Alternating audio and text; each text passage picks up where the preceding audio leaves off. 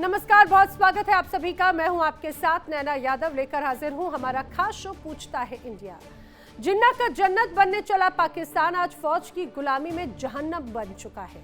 खुद रक्षा मंत्री ख्वाजा आसिफ मान चुके हैं कि देश दिवालिया है और अमेरिका के पास में गिरवी है। विरोधियों को रास्ते से हटाने में माहिर मुल्ला मुनीर ने इमरान खान के बाद अब मौलाना फजलुर रहमान पर शिकंजा कस दिया। लगातार मिल रही धमकियों के बीच में मौलाना ने सीधे सीधे सेना को ललकारा और कहा कि अगर मुझे कुछ भी हुआ तो जिम्मेदार मुल्ला मुनीर और उसकी फौज होगी। समझिए किसका कहना है। दरअसल पाकिस्तान में सेना बनाम विपक्ष की ये जंग अब खूनी मोड़ पर आ चुकी है। अब ऐसा लग रहा है कि मौलाना का फजलुर रहमान हश्र भी इमरान जैसा ही होगा। पाक रक्षा मंत्री ख्वाजा आसिफ ने अपनी सरकार को लेकर क्या दावे किए हैं, फजलुर रहमान को बार बार जान से मारने की धमकी आखिर क्यों दी जा रही है, बताएंगे आपको। सन 1947 हिंदुस्तान से बंटवारे की जिद पर अड़े मोहम्मद अली जिन्ना, जिन्होंने शायद ये सोचा था कि वो मुस्लिमों के लिए एक जन्नत बना रखे हैं, लेकिन जिन्ना की उस तथाकथित जन्नत को आज मुल्ला मुनीर और शहबाज शरीफ की जोड़ी ने मिलकर साक्षात जहन्नुम में तब्दील कर दिया। ऐसा क्यों? और ये दरअसल कोई हवाई आरोप या प्रोपोगेंडा नहीं है, ये कड़वा सच है जो खुद पाकिस्तान के रक्षा मंत्री ख्वाजा आसिफ दुनिया के सामने कबूल कर रहे हैं कि उनका देश दिवालिया हो चुका है।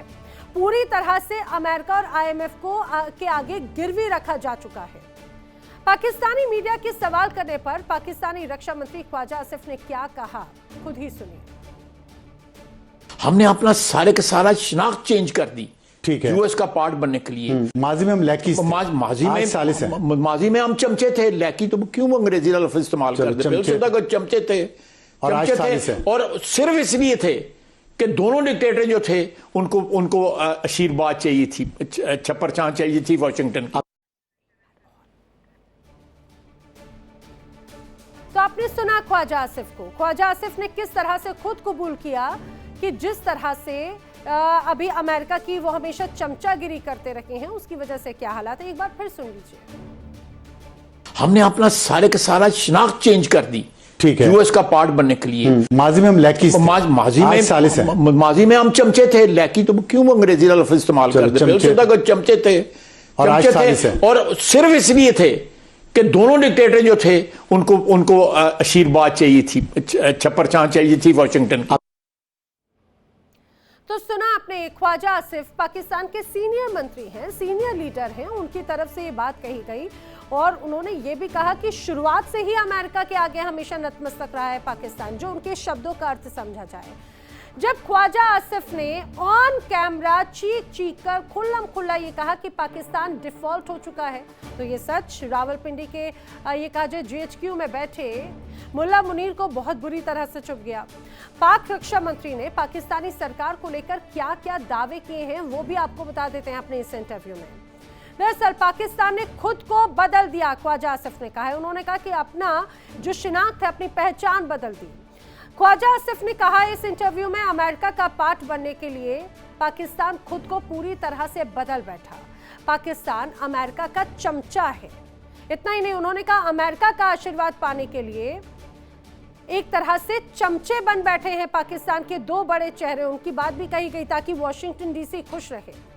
असलियत दरअसल क्या है? असलियत यह है पाकिस्तान का जो वजूद है अब सिर्फ कर्जों की भीख पर टिका है, लेकिन अपनी नाकामी छुपाने के लिए आसिम मुनीर ने देश में तानाशाही का वो खूनी खेल शुरू कर दिया जो पाकिस्तान को गृह युद्ध की तरफ धकेल रहा है।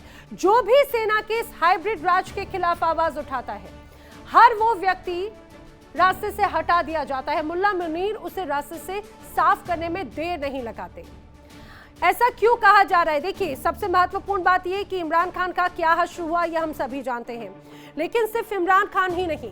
अब आपको सुनाते हैं मौलाना साहब का वो बयान भी जिसमें मुल्ला मुनीर की तरफ से मिल रही थ्रेट की या धमकियों की बातें वो कह रहे हैं। पहले सुनिए। इतला भेज देते हैं, थ्रेट लेटर, फोन कर लेते हैं आप फलाने इलाके में न जाएं। यहां भी रोक रहे थे ना, मैंने कहा जाऊंगा। इतला भेज देते हैं, थ्रेट लेटर, फोन कर लेते हैं आप फलाने इलाके में न जाएं। यहां भी रोक रहे थे ना, मैंने कहा जाऊंगा। दरअसल ये मौलाना फजलुर रहमान है जिन्होंने अभी कुछ समय पहले ही बयान दिया था और पाकिस्तान की नीतियों पर सवाल उठाए थे। उन्होंने कहा कि जो विदेश नीति है वो पूरी तरह से फेल है। उन्होंने ये कहा था कि पाकिस्तान में जो आर्मी का दबदबा है वो अन्य देशों से उन्हें काट देता है और यहाँ पर आर्मी की मनमर्जी चलती है। और ये पहला मर्तबा नहीं था, लगातार वो इस तरह के लगातार आरोप लगाते रहे हैं। अब आप ये समझिए कि सिर्फ मौलाना फजलुर रहमान नहीं, इसके अलावा भी कई लोग हैं जो टारगेट पर रहे। जो सरकार या सेना के खिलाफ आवाज उठाता है उसका यही हश्र होता है। यकीन नहीं आता तो पूर्व प्रधानमंत्री इमरान खान का हश्र देख लीजिए, जिन्हें सलाखों के पीछे सड़ाया जा रहा है। जी हाँ, सड़ने के लिए छोड़ दिया, वो तो अंधे होने की कगार पर पहुंच गए थे।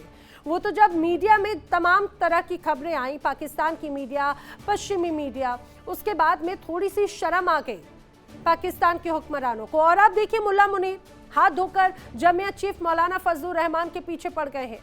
फजलुर रहमान ने मुनीर को लेकर क्या कुछ दावे किए हैं वो भी आइए जल्दी से आपको बता देती हूँ। दरअसल मौलाना फजलुर रहमान को धमकियां मिल रही हैं, जान से मारने की धमकी। उनका कहना है फोन कॉल या धमकी भरे पत्र लगातार उन्हें मिल रहे हैं और उसके माध्यम से उन्हें धमकी दी जा रही है, धमकाया जा रहा है। इतना ही नहीं, उन्होंने तो यहां तक कह दिया कि अगर मुझे कुछ हुआ, अगर मैं मर गया तो पाकिस्तानी फौज जिम्मेदार होगी। फजलुर रहमान कह रहे हैं पाकिस्तान एक तरह से बंधक बन गया है।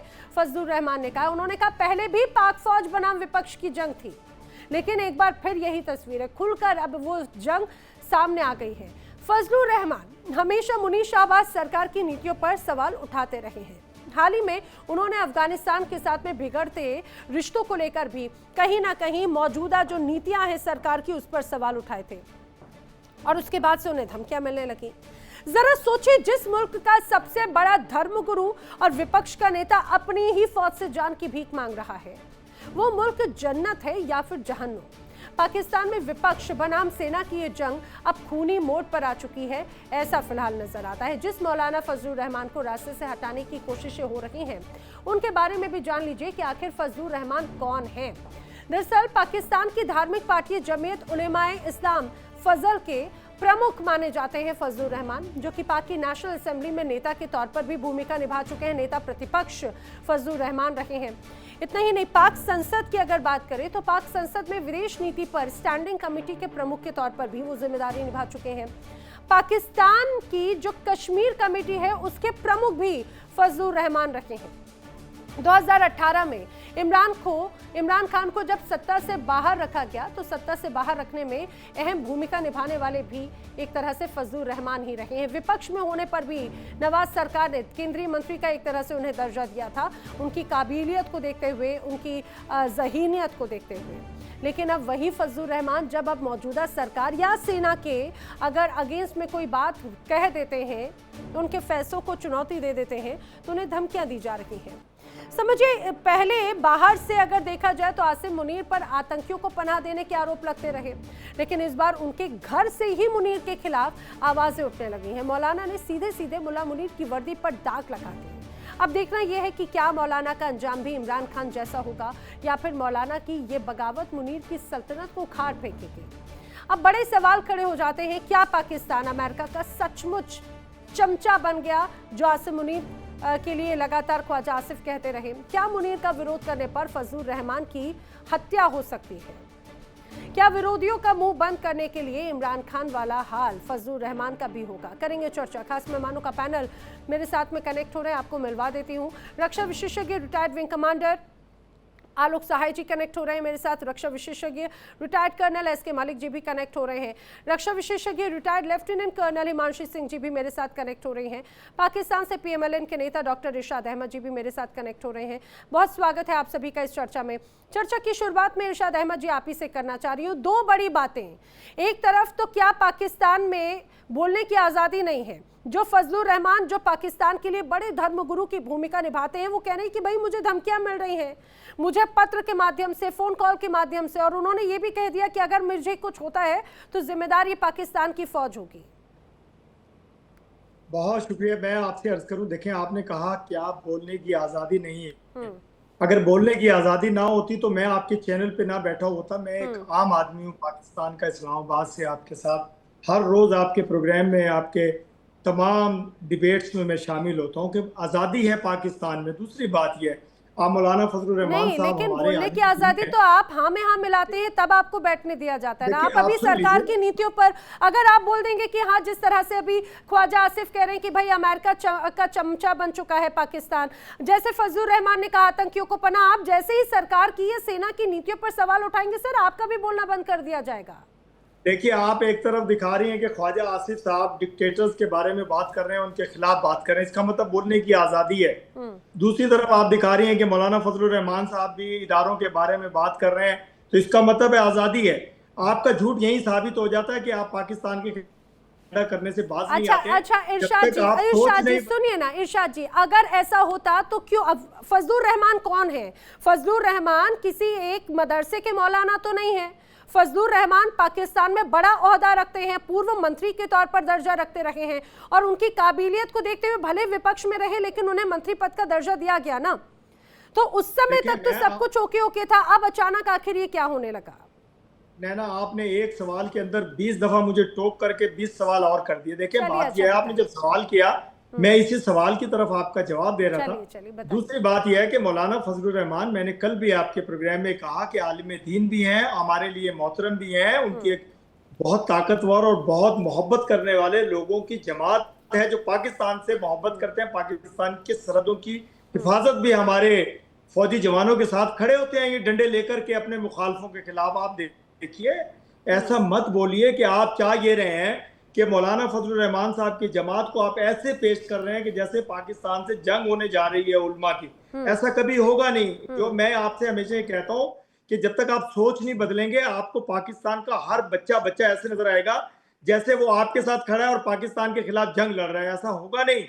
आपने देख लिया सिंदूर करके, आपने अभी देख लिया कि मेरे चीफ मार्शल सैयद हाफिज मुनीर साहब इस वक्त ईरान में मौजूद हैं, मेरे मोहसिन नकवी वजीर दाखिला ईरान में मौजूद है, मेरे वजीर आजम पाकिस्तान मियां मोहम्मद शहबाज शरीफ साहब चाइना में मौजूद हैं। वो किस लिए मौजूद हैं? वो इसलिए मौजूद हैं कि वो जंगो जदल को खत्म करवाने पे लगे हुए हैं और मुसलसल एक ऐसी कोशिश कर रहे हैं कि ईरान, इजराइल मनहूस और अमेरिका की जंग दोबारा ना हो, दोबारा सऊदिया, कतर, दुबई के किसी भी एयरपोर्ट पे हमला ना हो। इसलिए इस तगोदौ में मेरे वजीर आजम, मेरे फील्ड मार्शल सैयद हाफिज मुनीर साहब, मेरे तमाम इदारे के लोग मुसलसल पूरी दुनिया में भागे फिर रहे हैं इस सुकून और चैन के लिए, शांति के लिए।